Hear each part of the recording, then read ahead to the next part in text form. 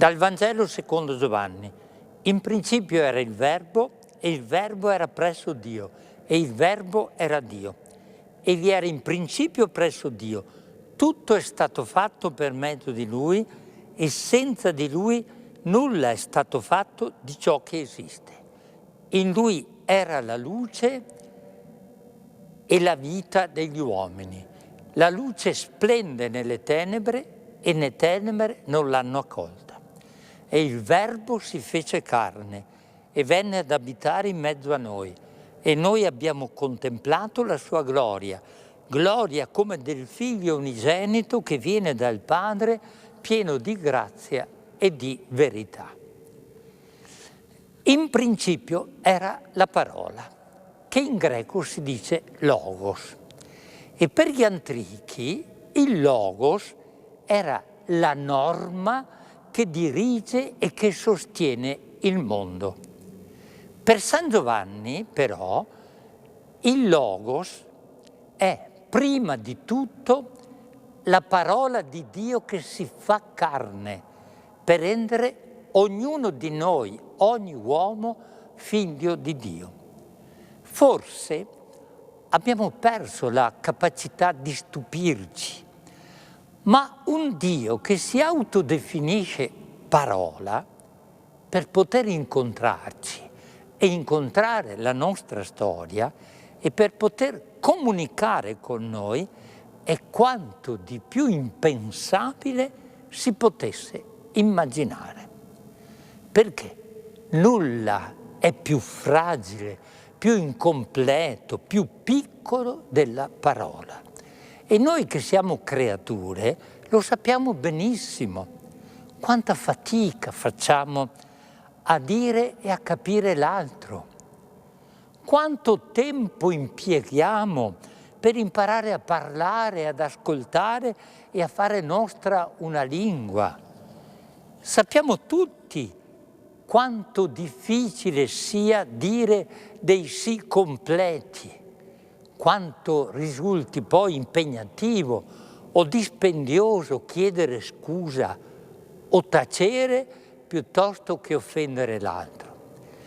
La parola è così debole che chiunque la può negare, calpestare e persino stravolgere.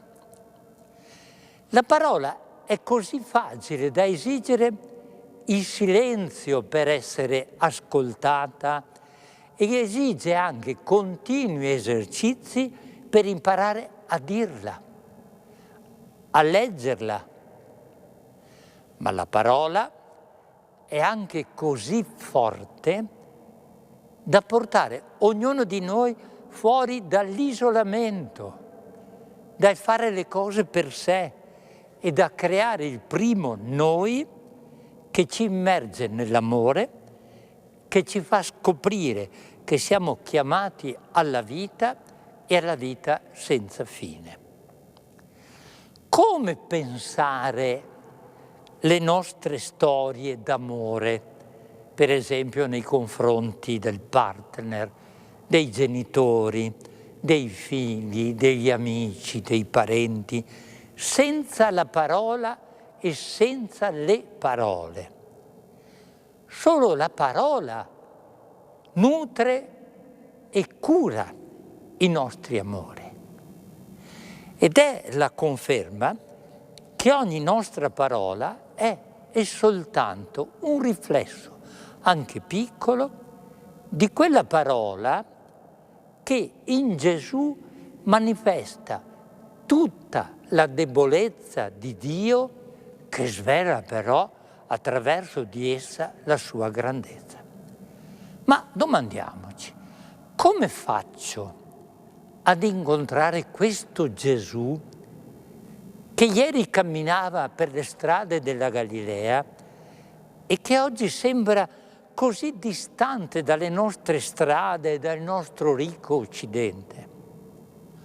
Noi siamo tutti un po' paralizzati nel cammino e siamo incapaci di ascoltarlo, di seguirlo e di rispondere alla sua chiamata nell'oggi in cui stanchi e distratti viviamo. Credo che la provocazione di un rabbino e filosofo che si chiama Marc-Alain Ouaknin sia carica di fascino anche per noi oggi. Lui riprende l'invito che Gesù rivolge al paralitico incontrato sulla riva del lago di Galilea. E Gesù dice a questo paralitico: alzati, prendi il tuo lettuccio, il tuo letto e va a casa tua. E lui dice: è certamente un invito a quel tale a muoversi in autonomia, dopo essere stato incontrato e perdonato. Ma è anche un richiamo al verbo leggere, letto,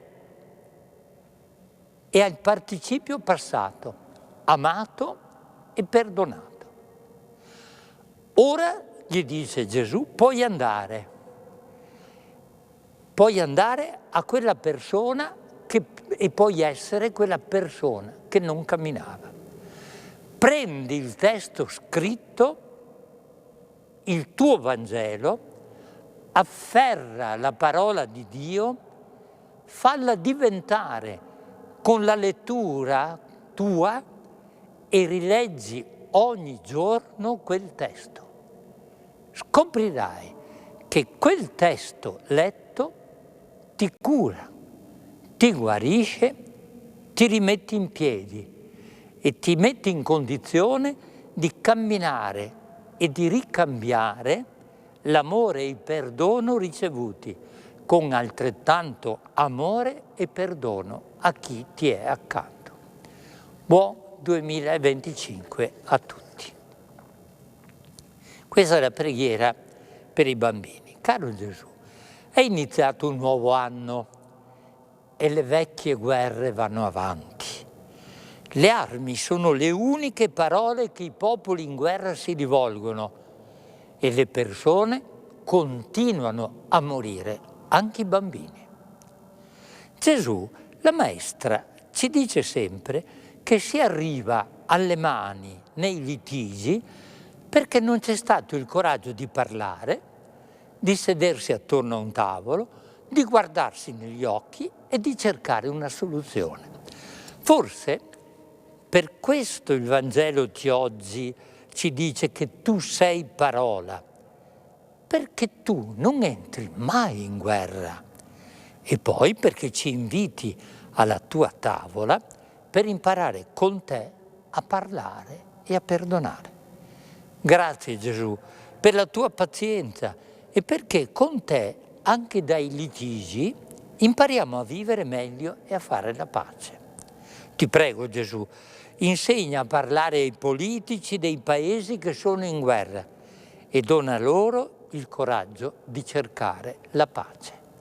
Grazie di cuore.